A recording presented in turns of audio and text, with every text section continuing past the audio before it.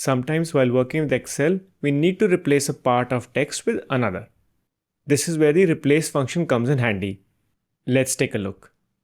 We will look at the fundamentals first. Here we have a word hello and we need to convert it into help.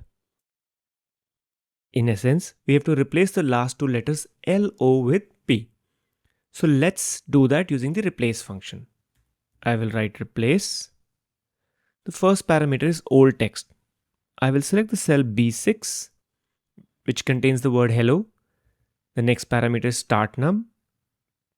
We will write 4 here as we need to replace the characters from the fourth character. The third parameter is numchars. We will write 2 here as we need to replace 2 characters starting from the fourth character.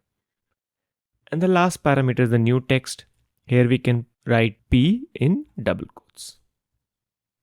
We can close the bracket and get the desired result. Now that we've understood the fundamentals, we can look at a common application. In this example, we have a table which contains old registration numbers.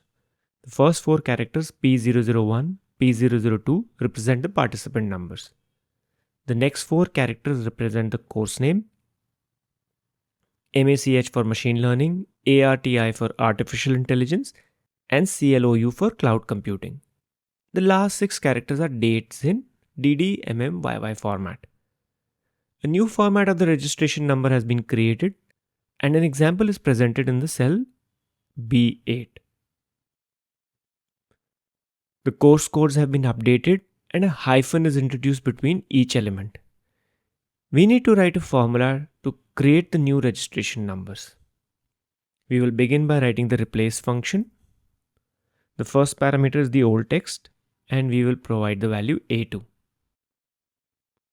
The next parameter is start number and we can write 5 here as we need to replace all the course codes. The course code begins from the 5th character and therefore we are writing 5 here. The next parameter is numchars, which means how many characters do you want to replace. All the old course codes are 4 characters long. Therefore, we will write 4 here.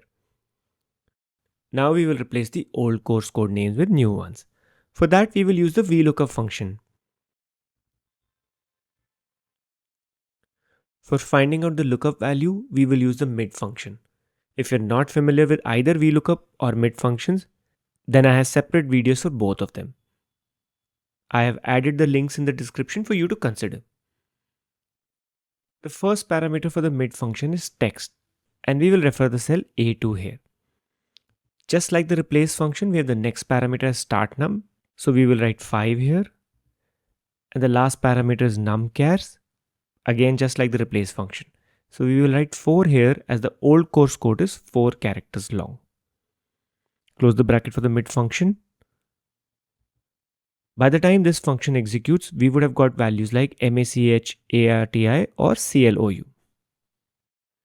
Moving to the next parameter of VLOOKUP, we reach table array. Here we will select the values from D2 to E4. Fix the reference. And for the column index number, we will provide 2 as we want the values from the second column of the table array, which means the new course code ML, AI or CC. We will select false to indicate an exact match. Close the bracket for VLOOKUP and replace. We're nearly there. However, we're still missing the hyphens before and after the new course code. We can add them by typing a hyphen within double quotes and using the ampersand operator before the VLOOKUP function as well as after it.